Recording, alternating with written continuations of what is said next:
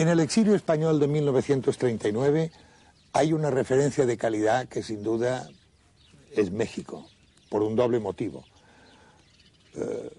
La acogida dispensada y el valor intelectual de los compatriotas que allí arribaron, gracias a la generosidad del presidente de México en aquel momento, Lázaro Cárdenas.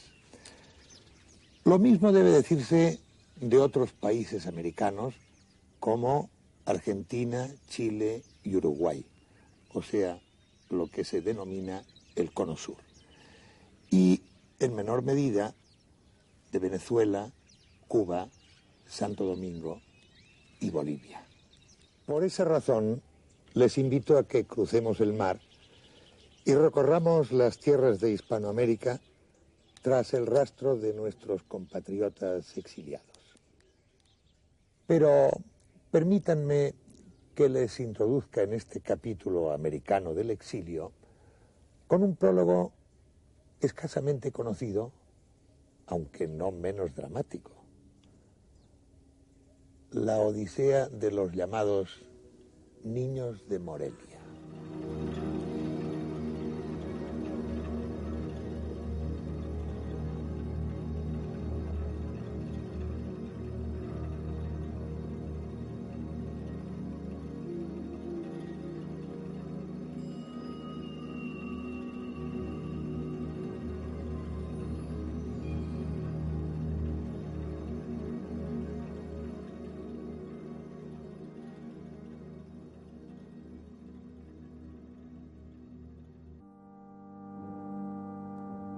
El deseo de ahorrar a la infancia los horrores de la guerra se convirtió en una preocupación obsesiva del gobierno de la República. Atemorizados por los bombardeos, acosados por las penalidades y rotas las familias, los niños fueron víctimas inocentes del conflicto. Miles de ellos llegaron a depender de la organización Infancia Evacuada. Paralelamente a la organización de las expediciones a la Unión Soviética, Francia, Gran Bretaña y Bélgica a principios de 1937, los diarios de la zona republicana comenzaron a publicar unos anuncios en los que se invitaba a las familias a inscribir a sus hijos en una expedición con destino a México. Se trataba, inicialmente, de una especie de colonias que durarían hasta que terminase la guerra. Fue una de las primeras muestras de solidaridad del gobierno mexicano.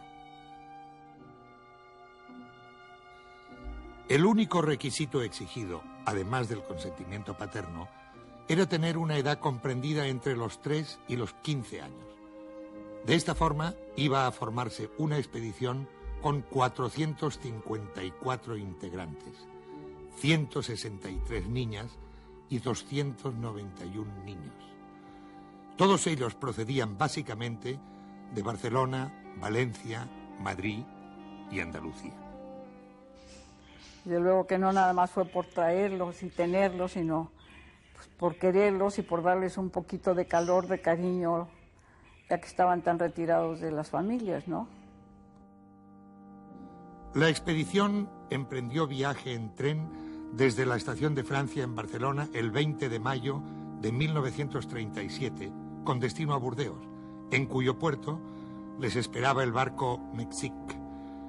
Pertenecientes a familias de extracción humilde, aquellos niños iban a navegar con ánimo de aventura durante 14 días hacia un país desconocido. El 7 de junio avistaban el puerto mexicano de Veracruz. Unas 20.000 personas acudieron a recibirles. Desde allí fueron transportados en tren a la capital mexicana. Por donde pasaban, encontraban las mismas muestras de afecto. En la escuela Hijos de Ejército, aquellos muchachos iban a desfilar ante el presidente Lázaro Cárdenas, que ya para siempre sería para ellos una especie de padre adoptivo. El día 9 nos visitó el señor presidente de la República en aquel entonces el muy bien recordado general Lázaro Cárdenas, nos visitó en compañía de su esposa. Ocurrió allí un incidente ciertamente dramático. Sobrevolaba el área un pequeño avión, aprovechando que había mucha gente. En nuestro recibimiento lanzaba unos volantes con una propaganda de algún producto, con un caramelo pegado para que la gente lo recogiera y lo leyera, ¿no? Pero al aparecer el avión, todos los niños echamos pecho a tierra. Se produjo una desbandada, todos los niños pegándose a las paredes.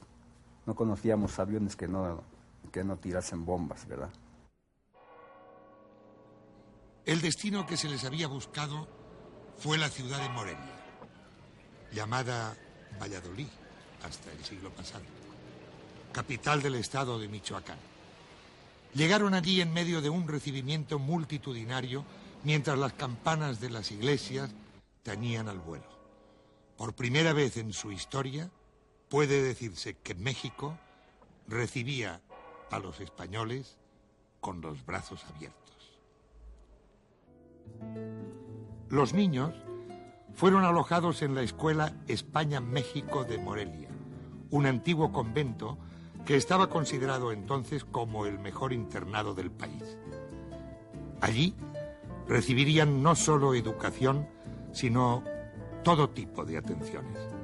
Sin embargo, no eran niños fáciles, excesivamente politizados, al menos los mayores, y víctimas de unas forzadas vacaciones, iban a ser protagonistas inconscientes de fuertes tensiones con la población michoacana.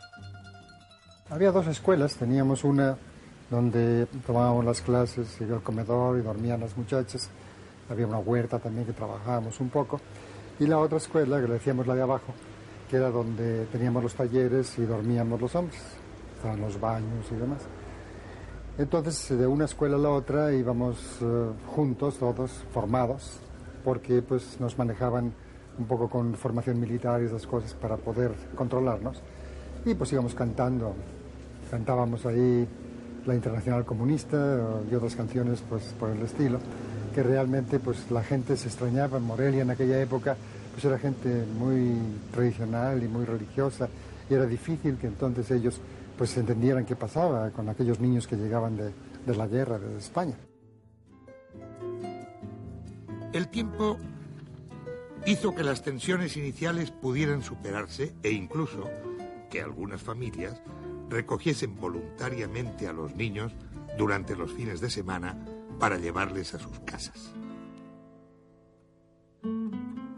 Empezaron a conocer y a absorber la cultura y las tradiciones mexicanas. El lago de Pátzcuaro fue entonces un lugar de excursión. Hoy lo es, de nostalgia. Con su isla en medio y el monumento a Morelos, alzándose majestuoso, Pátzcuaro es mucho más que un recuerdo.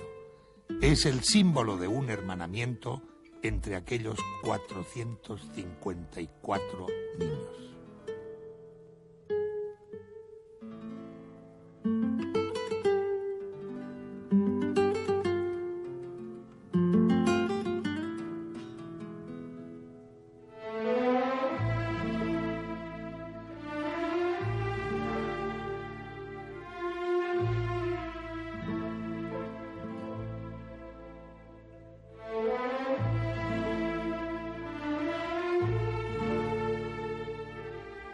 En Morelia queda el recuerdo y lamentablemente los restos de alguno de aquellos pequeños muertos en accidente al poco tiempo de llegar. Unos grandes puños cerrados realizados en los propios talleres de la escuela España-México son testimonio de aquella hermandad. Pero el tiempo no ha podido borrar la nostalgia por la tierra que les vio nacer. Muchos de ellos no volvieron a ver a sus padres.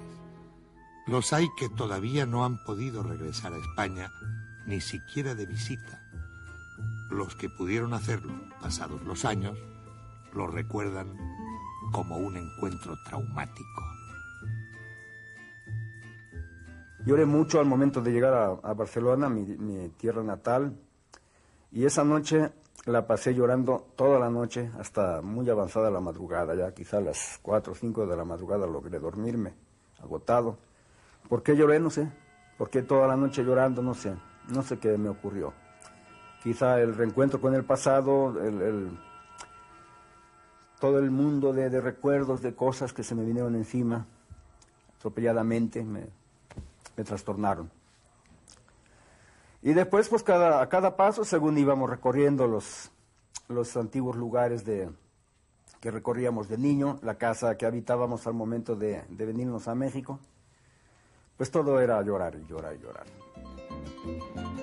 A pesar del interés puesto por el gobierno mexicano en la escuela España-México, muchos de aquellos niños trataron de abandonarla cuando se supo que la guerra había terminado de forma bien distinta a como ellos creían. Las colonias iniciales, aquellas vacaciones de aventura, iban a tornarse en nueva vida y mestizaje.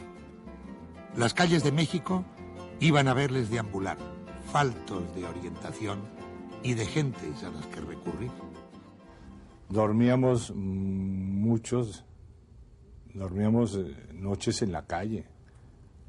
Eso lo tengo yo bien presente y latente. Yo encontré a muchos amigos que pasamos en la noche en un billar, empezábamos a cabecear de sueño, de cansancio, y llegaba el encargado del billar y ¡pam!, nos daban un golpe, ¡va para afuera, que aquí no es dormitorio, vámonos! Y de ahí nos salíamos, nos íbamos a otro billar a estar otro par de horas, y así hacíamos un recorrido hasta que amanecía. En los primeros tiempos, el propio Lázaro Cárdenas trató de ayudarles, buscándoles trabajo o entregándoles 2 pesos cada vez que iban a verle. Era dinero que salía de su propio bolsillo. Hasta que a mediados de 1943 se crearon, con vistas a atender sobre todo a los más pequeños, 6 casas hogar dirigidas por refugiados españoles. Pero los fondos del gobierno español en el exilio eran cada vez más exiguos y acabaron cerrándose. Ellos desde un principio, siento, y muchos de mis compañeros están de acuerdo conmigo, en que no quisieron saber mucho de nosotros, no quisieron hacerse responsables. Porque la mayoría de los exiliados que vinieron en el 39 y posteriormente recibían un beneficio, una pensión, una ayuda. Los niños de Morelia estuvimos mucho tiempo sin recibir esa ayuda del gobierno republicano español. Y nosotros éramos una consecuencia de la guerra, porque nuestros familiares, nuestros hermanos, nuestros padres estaban luchando por lo mismo que ellos habían luchado y por lo que se encontraban en México. Hoy son ya ciudadanos de un México muy distinto del que conocieron al llegar. Viven y a veces sufren de mestizaje sin saber a ciencia cierta qué son exactamente. En la medida en que viven y trabajan en México, se sienten mexicanos. Sus hijos recuerdan historias oídas o vividas. Son decididamente mexicanos, pero sienten también una cierta añoranza por la tierra de sus padres. Me acuerdo que una vez a mi padre le llega una carta en la que le dicen que mi tío Juan, el mayor, ha muerto. Esa carta le causó mucha impresión a él, y lo peor de todo es que no tenía nadie a quien contárselo. Entonces él se fue atrás a un muro a llorar solo. Ese es un recuerdo muy, muy fuerte de lo que mi padre me ha contado, ¿no? Ellos vivieron momentos, algunos felices como niños, pero otros muy difíciles. Y uno muy difícil es el que un niño que ha estado acostumbrado a tener siempre una familia, pues estar protegido en el amor materno hasta los 11 años de edad, de repente se encuentre solo. Y no solo eso, sino que le digan que el hermano al que más quiere, al que más admira, que ha luchado en la guerra, que ha obtenido grados, pues ha muerto, ¿no? México les acogió y les vio crecer. Su respeto y agradecimiento a Lázaro Cárdenas es unánime. El día en que desapareció, perdieron mucho más que a un amigo. Perdieron un padre que estaba satisfecho de ellos y de su obra. Le satisfacía desde luego haberlos visto ya grandes y todos muchachos de provecho. Realmente, para él sí fue una satisfacción y realmente se lo tomaba como una cosa rara, realmente, de que en tanto muchacho, pues hubiera sido uno o dos los que no hubieran podido salvar una situación de familia, moral, económica, sobre todo, que todos absolutamente estaban trabajando. Aquellos jóvenes embajadores obligados a prolongar de por vida lo que se aventuraba como unas vacaciones, fueron los primeros en conocer la solidaridad mexicana.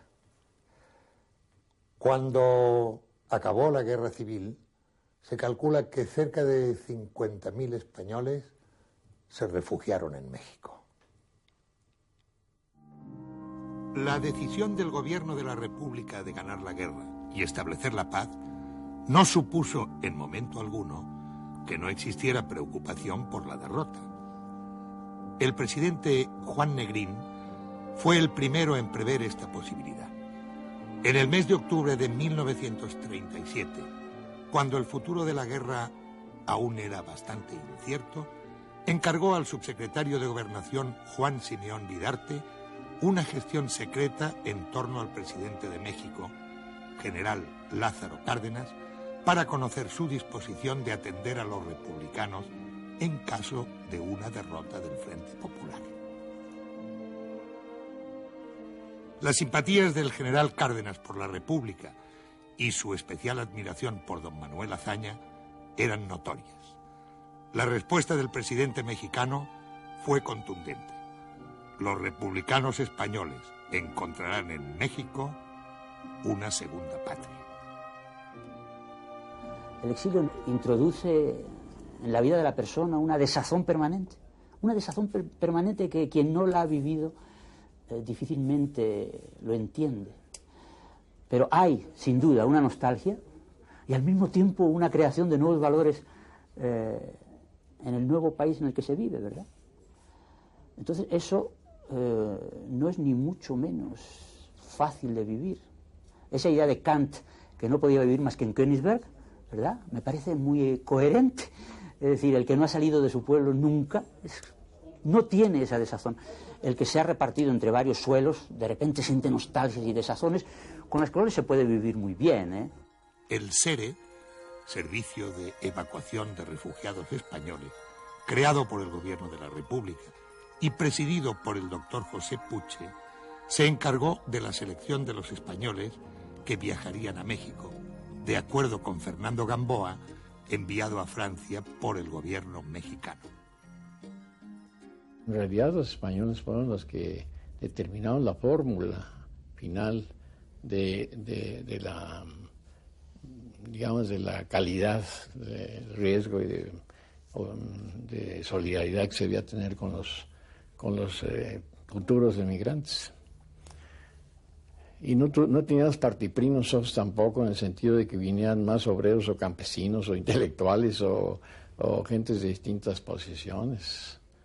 Lo más importante era determinar su grado de responsabilidad en la guerra, que los hacía acreedores de refugio. La primera expedición masiva zarpó del puerto francés de Sète a finales de mayo de 1939. Grupos menores habían partido pocos días antes en los vapores Siboney, Flandre y Orizaba. Le seguirían los viajes del Ipanema o el México. Pero sin duda, el Sinaya simboliza el comienzo del éxodo masivo hacia México. Cuando se hizo a la mar, sus pasajeros viajaban hacia la libertad, pero dejaban atrás, en muchos casos para siempre, una patria devastada, familias y amigos. Navegaban hacia un mundo desconocido.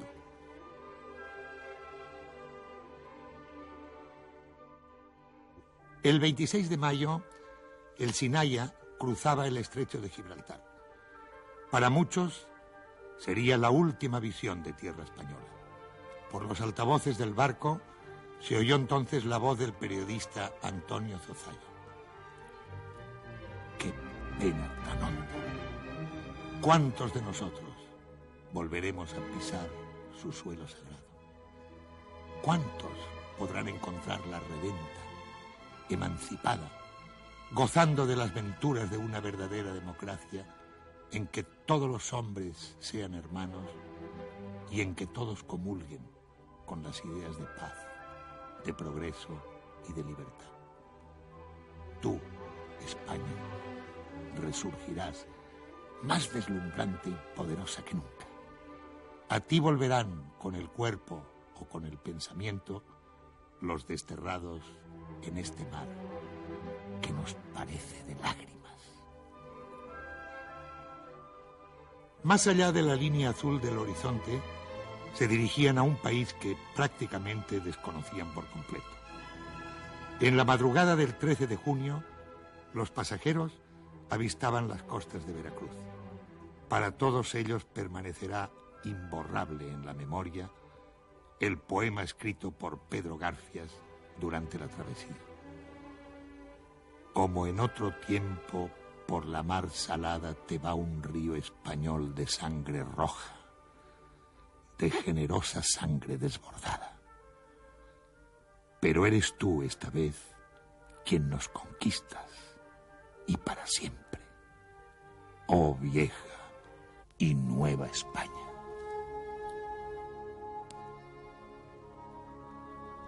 Miles de personas abarrotaron el puerto para dar la bienvenida al barco que lucía en sus mástiles las banderas de todos los países democráticos. Allí, junto a representantes del gobierno y de los sindicatos mexicanos, les esperaba don Juan Negrín. A las 11:20 de la mañana pisaba tierra mexicana la primera familia española víctima del destierro. Nosotros no sabíamos bien a qué mundo estábamos llegando. Claro, había habido muchas conferencias sobre México y sobre todo el gobierno de Cárdenas en el barco. Y me acuerdo también, yo como andaluz lo quiero citar, que se dio una conferencia por un profesor Bonilla de Derecho Internacional, y a la hora que tenía que decir cómo era el escudo nacional mexicano, dijo, bueno, sobre unas pencas, una piedra, hay un águila, y el águila tiene en el pico, y no dijo lo que tenía en el pico, que es una culebra, y él dijo, bueno, tiene en el pico un lagartito, que hay muchos submarinos alemanes por aquí. Veracruz les recibió con sus calles engalanadas mientras sonaban las sirenas de todos los barcos. A bordo del Sinaya llegaron 1.599 pasajeros, hombres, mujeres y niños de todas las clases y condiciones, sin distinción de ideologías. El entusiasmo con que fueron recibidos en Veracruz no evitó, sin embargo, que los sectores más conservadores del país manifestaran, a través sobre todo de algunos medios de comunicación, su preocupación por la llegada de aquella oleada de rojos.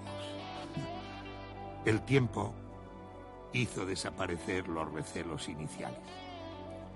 Con base en lo que los propios mexicanos han dicho públicamente y han reiterado una y otra vez, ellos consideran que la aportación del exilio español en el terreno de la cultura fue muy importante para México, influyó mucho en todos los terrenos, en todos los campos, diríamos, y dejó una profunda huella en el terreno de la filosofía, en el terreno de la economía, en el terreno del derecho, en el terreno de la medicina, etcétera, etcétera. México, Distrito Federal, iba a convertirse desde muy pronto en el punto de encuentro de gran parte de esa masa exiliada. La Plaza de Santo Domingo, la antigua calle Ejido o edificios como el de la Plaza Río de Janeiro albergaron a muchos de esos compatriotas que llegaban decididos a emprender una nueva vida. Con la ayuda de los escasos fondos del SERE, tras constituirse el Comité Técnico de Ayuda a los Españoles, empezaron a crearse una serie de empresas destinadas a emplear a los exiliados. O el Instituto Luis Vives, una de las pocas instituciones de aquel momento que aún hoy pervive y que mantiene un reconocido prestigio como centro educativo. El Instituto Luis Vives se creó en agosto de 1939 como una necesidad dentro del exilio de continuar con la obra educativa de tantos maestros, profesores españoles que habían salido a raíz de la guerra. Empezó a funcionar con escasos fondos, pero con muchísimo entusiasmo por parte de todos los que estaban aquí, que normalmente siempre hablamos exclusivamente de los intelectuales, pero también hubo muchos obreros que contribuyeron haciendo los pupitres, ayudando de cualquier manera a este instituto para que pudieran hacer.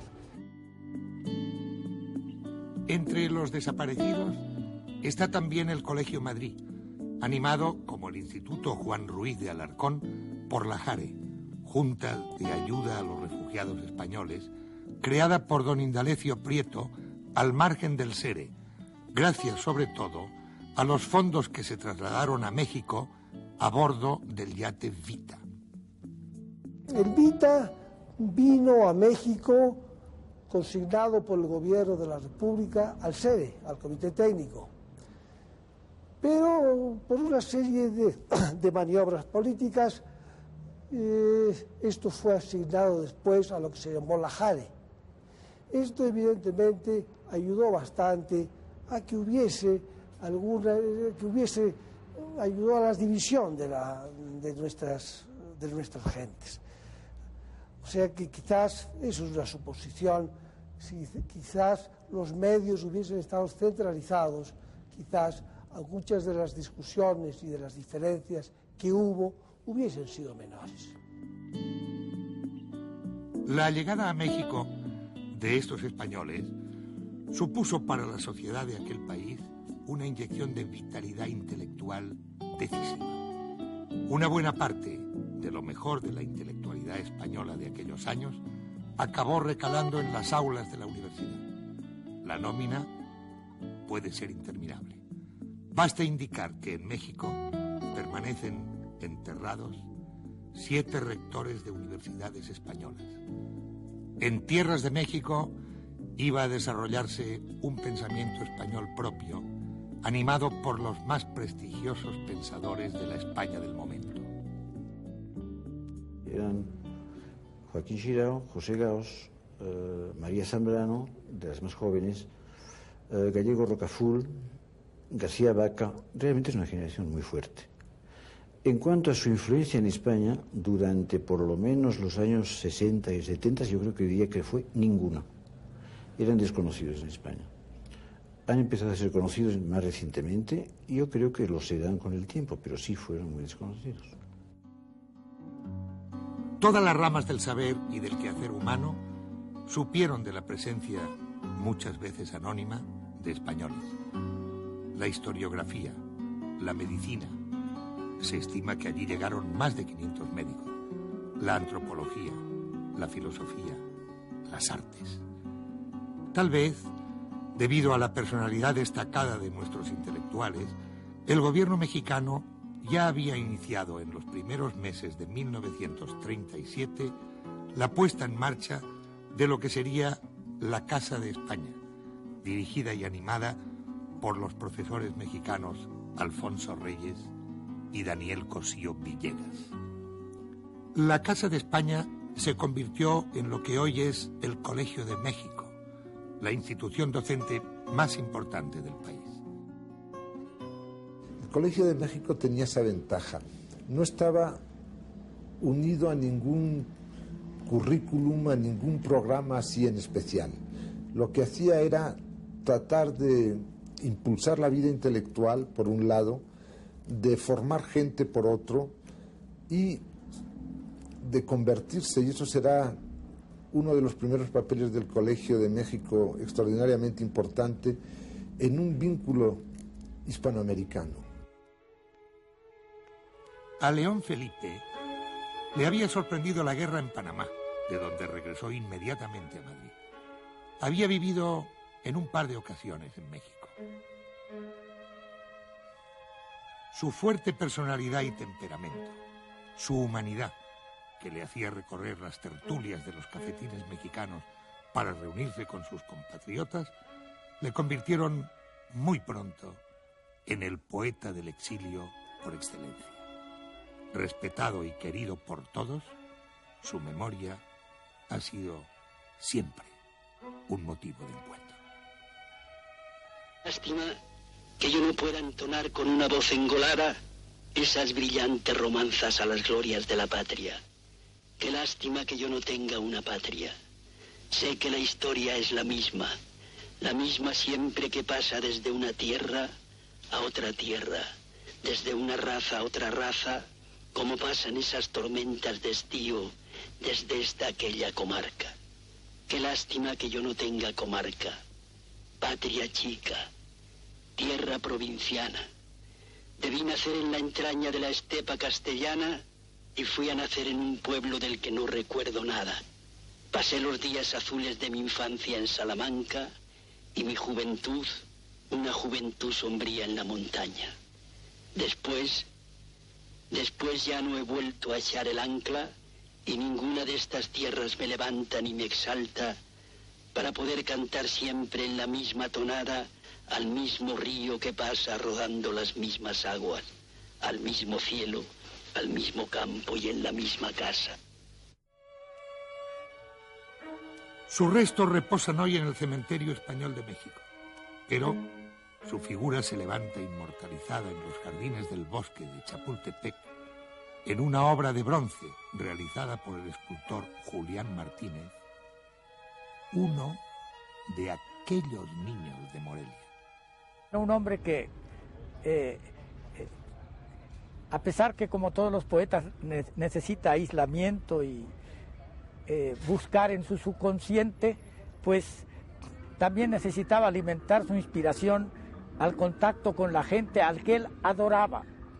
Era un hombre bueno que nos sorprendía con una personalidad que tal vez no estemos muy acostumbrados. Él daba la medida de hasta dónde puede llegar la bondad, el amor, la comprensión, el calor humano de un ser.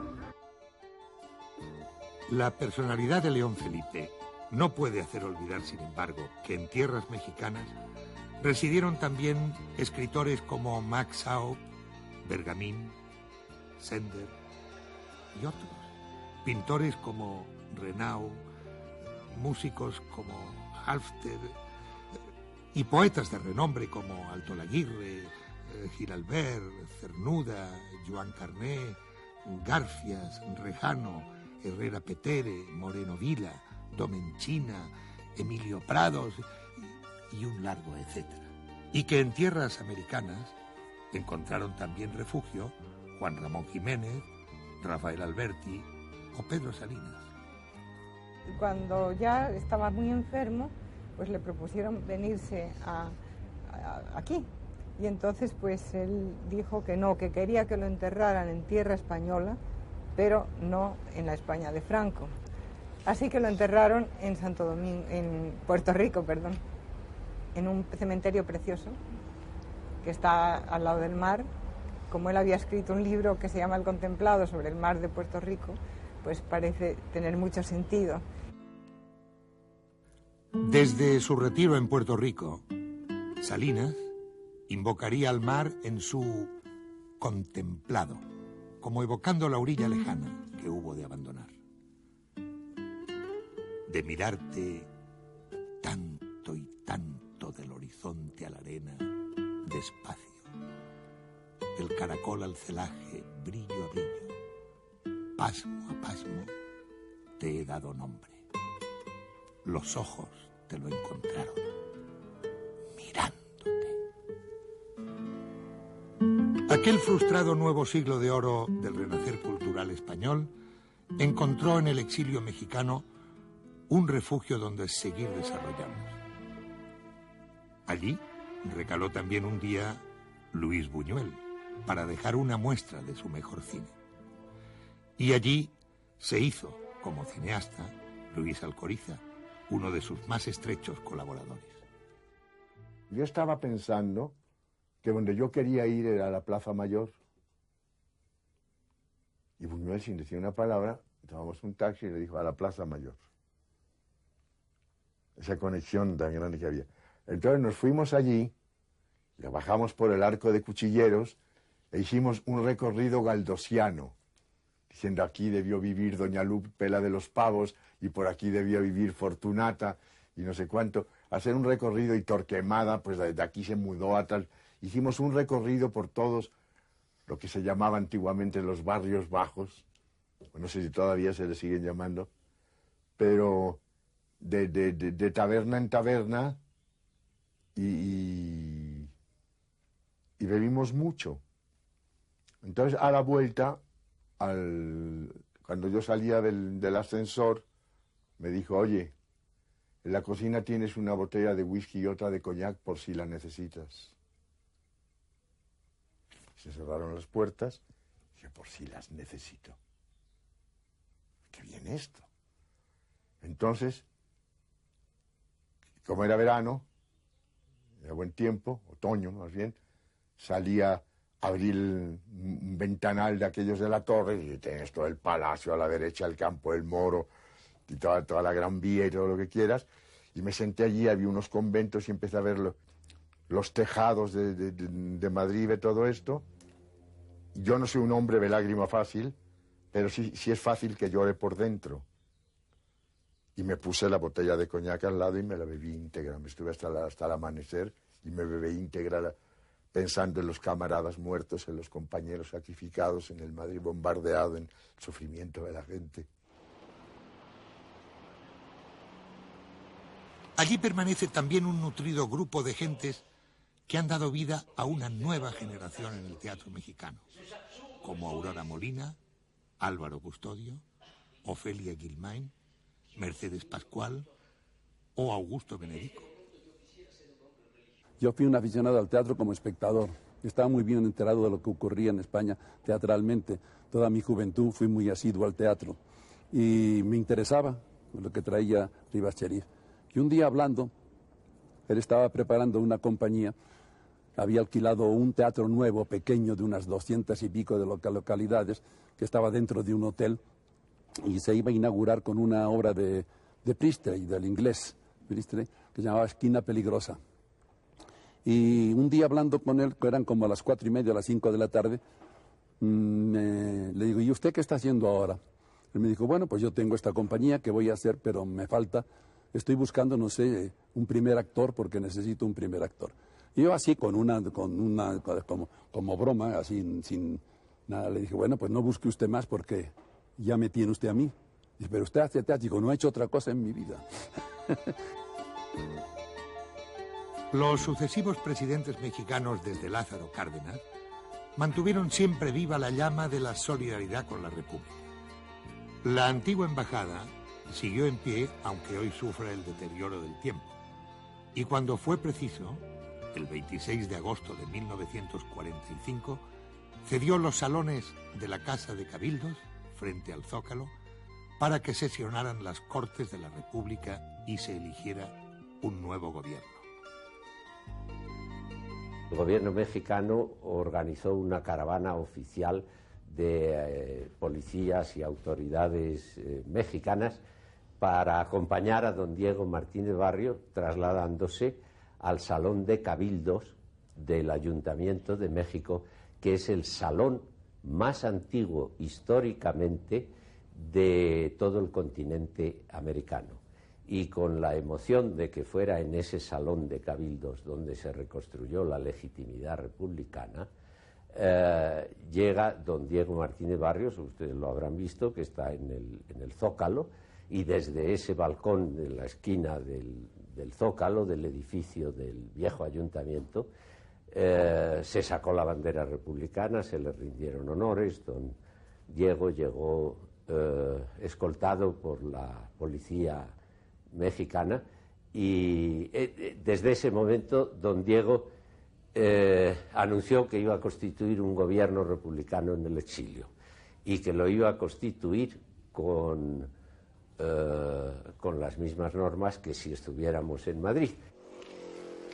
De aquellas instituciones, el único vestigio que queda es el Centro Republicano Español en pleno corazón de la calle López, ejemplo destacado en el centro de la capital azteca de la presencia hispana de otros tiempos. El Centro Republicano Español,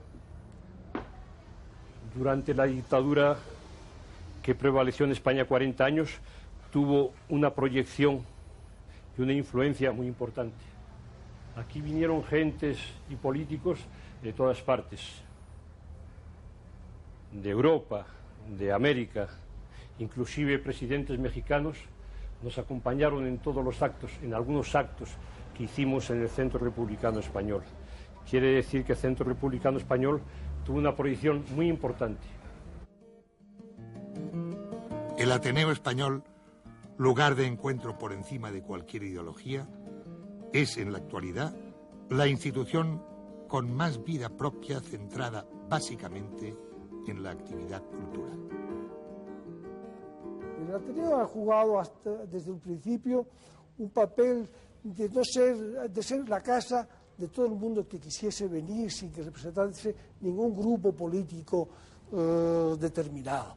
Tuvimos críticas de los extremos, de un extremo y del otro extremo, pero después creo que también el Ateneo fue una casa que fue la casa de todos, y por aquí pues han venido todos los intelectuales mexicanos importantes de estos 50 años, han desfilado por el Ateneo.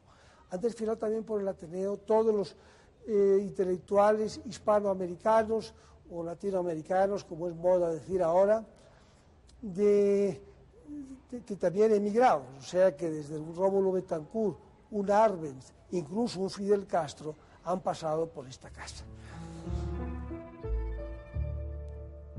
El regreso a España es ya imposible. El exilio político ha dejado paso a un también forzado exilio económico. Pero la obra de todos aquellos transterrados, como los definió José Gaos, ha enraizado en la sociedad mexicana.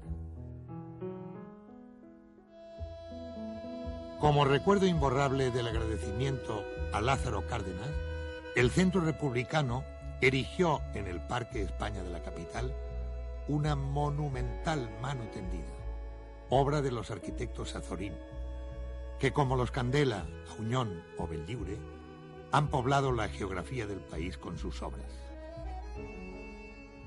Constituyó sin duda una aportación muy valiosa, muy rica, muy diversa desde todos puntos de vista. Vino gente con una firme formación política que sin duda contribuyó aquí a través de su propia actividad política, a través de sus actividades en la Universidad Nacional y en las universidades, en la creación de instituciones como lo que ahora es el Colegio de México y que inicialmente fue la Casa de España, la Casa de España en México. Gente que se vinculó a las luchas, a los anhelos, a las esperanzas de México, y muchos que llegaron y se establecieron en distintas partes del país, que trabajaron por México y como mexicanos desde el momento en que llegaron, que sintieron como mexicanos, que formaron familias aquí. En fin, creo que la aportación del exilio que llega en 39 es una aportación que tiene ahora expresiones y que se reflejó en muy diversos campos de la actividad económica, social, política del país.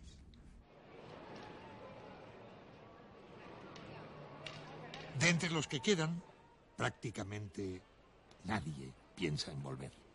Han echado nuevas raíces. En ocasiones, la nostalgia se mezcla ya con cierta amargura. Bueno, yo soy mexicana y soy española. O sea que yo tengo dos nacionalidades. Es un privilegio que nos dio el éxodo.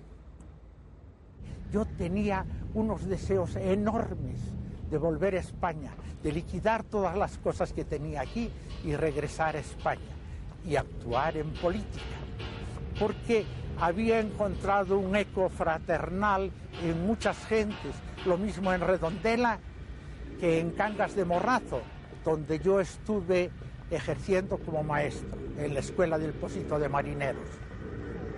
Y llegué a México con esa ilusión, y cuando hablé con mis hijas y les dije, vamos a liquidar todo y nos vamos a España, la mayor de ellas, que ya estaba terminando la carrera y a punto de casarse, me dijo, bueno, papá, tú quieres hacernos a nosotras lo que tus enemigos políticos te hicieron aquí. Nosotros hemos nacido en México, nuestra patria es México, y tú quieres sacarnos ahora de aquí.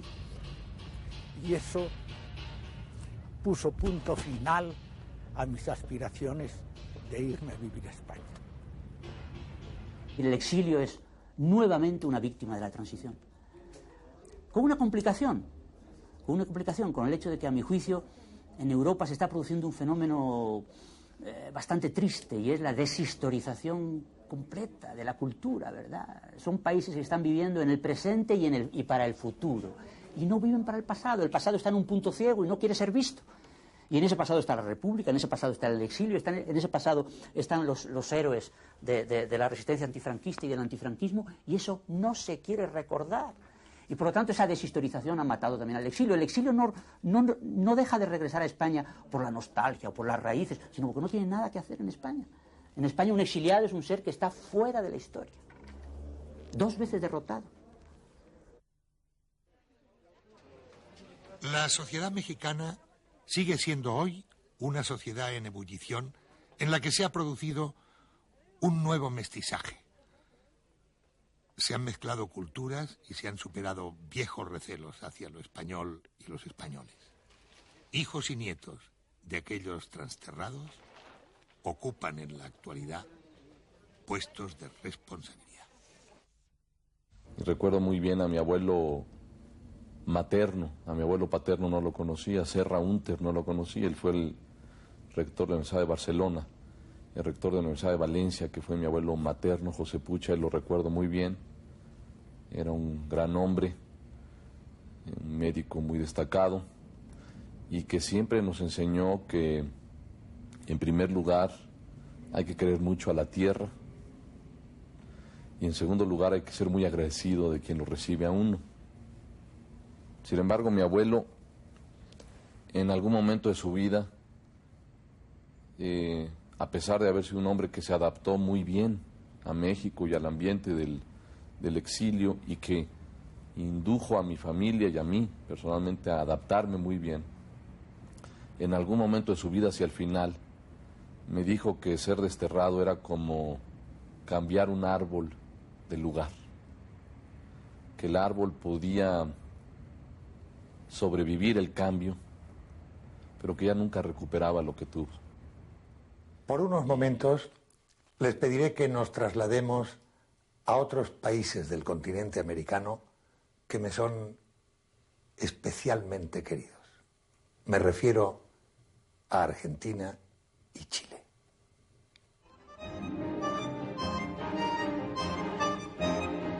En el mes de octubre de 1939 arribaba al puerto de Buenos Aires el vapor Masilia. En él viajaron cientos de españoles exiliados procedentes de Francia.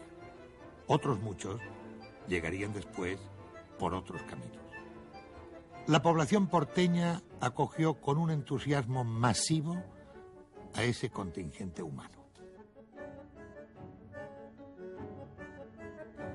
Las casas regionales, ya existentes desde bastante tiempo atrás, debido a la masiva emigración económica que se había producido desde principios de siglo, abrieron de inmediato sus puertas al exilio.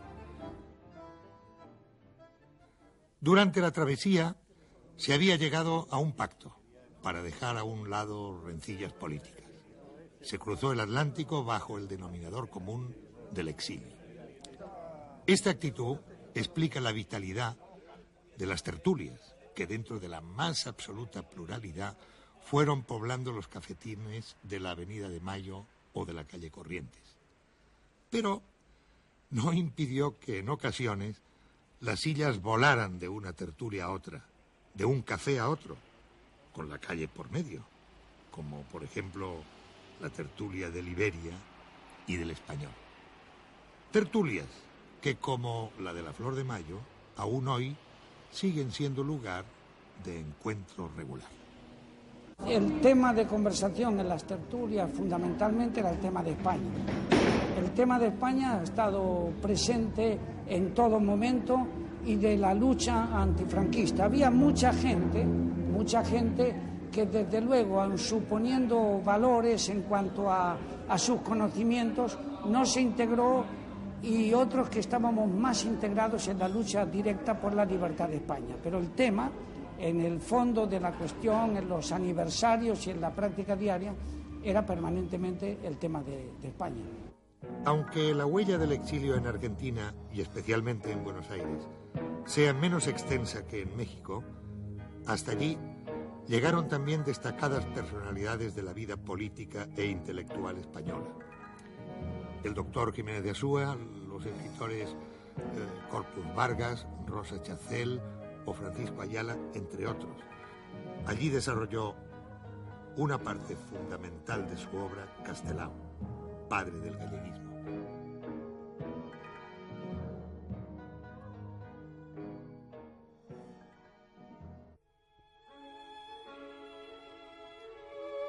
Es, por ejemplo, el caso de don Claudio Sánchez Albornoz, que continuó desarrollando su actividad intelectual. Destinado a Lisboa como embajador de la República a fin de preservarle en un lugar digno, aunque apartado, optó por el exilio bonaerense. El respetado medievalista solo habría de regresar a España décadas después, nonagenario y enfermo. Fue acogido entonces por el gobierno de la Unión de Centro Democrático como el último símbolo de un exilio que se quería ya dar por terminado.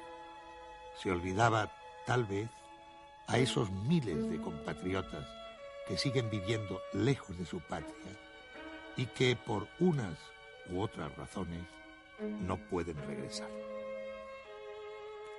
A diferencia de México o de Chile o de la República Dominicana, la Argentina en ningún momento hizo ningún esfuerzo desde el punto de vista oficial para atraer exiliados. Al contrario, el año 40 estaba la Argentina gobernada por un gobierno conservador que trató de impedir en lo que pudo la entrada de españoles. Lo que pasa es que los españoles que fueron allí todos tenían una relación familiar. No todos, pero sí una buena parte tenía una relación familiar que los llamó y pudieron entrar. O si no, hubo particulares que se esforzaron por traer a españoles y salieron garantes de esto. El gobierno no hizo ningún esfuerzo. Los españoles se ganaron los puestos que tuvieron en la Argentina por sus propios méritos y en algunos casos en contra de la tendencia oficial. La colonia intelectual del exilio bonaerense tuvo su punto de encuentro más destacado en el Café Tortoni, uno de los lugares con más solera de la capital argentina. Por él desfilaron políticos, pensadores y artistas de todo el mundo. Allí, cada grupo tenía ya su rincón para tomar el café cada día. En él estuvieron Alberti, Casona, Ayala o Margarita Xirgu. Sin embargo, en el Tortoni tenía su lugar de reunión sobre todo el grupo de intelectuales gallegos, entre los que se encontraban Rafael Dieste, Lorenzo Varela, Luis Seoane, el pintor Laxeiro, Arturo Cuadrado o el propio Castelao. Castelao es la bandera de nuestra independencia. Castelao ha sido el gran héroe de la libertad de nuestro pueblo. Ya desde el año 1931, que comienza a proyectarse el Estatuto de Galicia se presenta en el Parlamento Español en el año 1936. El 15 de julio de 1936, Castelao hace entrega oficial del Estatuto de Galicia en las manos de don Diego Martínez Barrio, presidente del Parlamento, 2 discursos memorables. Formábamos la comisión, yo era el secretario general del Estatuto de Gallego, formábamos la comisión 60 miembros, presidente de diputaciones, alcaldes, gobernadores, 60 gallegos en Madrid pidiendo la libertad de Galicia y 58 fueron fusilados. Margarita Xirgu dejó una huella imperecedera en todos nosotros, no solo por sus reconocidas dotes como actriz, sino también por su gran humanidad. En Santiago de Chile fundó la Escuela de Arte Dramático y en la capital uruguaya dirigió la Comedia Nacional. En Montevideo permaneció enterrada durante 20 años. Hace unos pocos meses, sus restos fueron traídos a Cataluña por el honorable Jordi Pujol, presidente de la Generalitat de Cataluña. Margarita Xirgu fue una mujer realmente extraordinaria. Ahora, aparte de toda implicancia política, que tenía muy poca, porque ella lo único que decía, por cierto, era me llaman republicana, pero yo no tengo la culpa de que a mí me guste la gente inteligente, y generalmente todos los que encuentro inteligentes son republicanos. Sé que lo hacía un poco tangencialmente, ¿no? Era muy católica, practicante, era de una bondad infinita porque gastaba su dinero a raudales. En Chile, por ejemplo, compró una estancia, una pequeña granja, y colocó 3 o 4 familias de refugiados que eran más o menos campesinos para que trabajaran ahí y pudieran vivir. El Casal de Cataluña de Buenos Aires le dedicó el nombre de su teatro en recuerdo de aquella catalana insigne que llegó a tierras argentinas con el recuerdo vivo de Federico García Lorca. Aquella diáspora interminable arrojó también a un nutrido grupo de españoles a las tierras de Chile. Pudieron alcanzar las costas chilenas gracias a la mediación de Pablo Neruda, entonces cónsul general de Chile en España. Unas 2000 personas viajaron en aquel barco. Llegamos a Valparaíso de noche con un espectáculo absolutamente radiante, tantas luces, después de haber estado tantos meses, años, sin ver la luz de la noche, en fin, en las calles. Y recuerdo un episodio que me impresionó muchísimo y que creo que lo recordaré toda mi vida. Poco antes de, digamos, cuando ya llegábamos todos felices a pensar, ya hemos llegado a la tierra prometida, una niña, tendría 6 o 7 años, le dijo a su madre, que estaba al lado de ella: mamá, cuando estábamos en Madrid nos echaron a Valencia, y cuando nos echaron de Valencia nos fuimos a Barcelona, y cuando nos echaron de Barcelona nos fuimos a Francia, y cuando nos echaron de Francia nos venimos a Chile, y cuando nos echen de Chile, ¿a dónde nos vamos a ir? Tremenda declaración. Porque ¿qué voy a cantar si no tengo ni una patria, ni una tierra provinciana, ni una casa solariega y blasonada, ni el retrato de mi abuelo que ganara una batalla, ni un sillón viejo de cuero, ni una mesa, ni una espada? ¿Qué voy a cantar si soy un paria que apenas tiene una capa? Llegamos al final de nuestro periplo. Las razones de vida o muerte que nos empujaron al exilio han desaparecido. Salvador de Madariaga habló de aquella masa de exiliados como de una especie de nación desterrada, tanto por su volumen como por su actividad intelectual. España es hoy un país de libertades. Los pueblos que nos acogieron demostraron una generosidad que España aún les debe.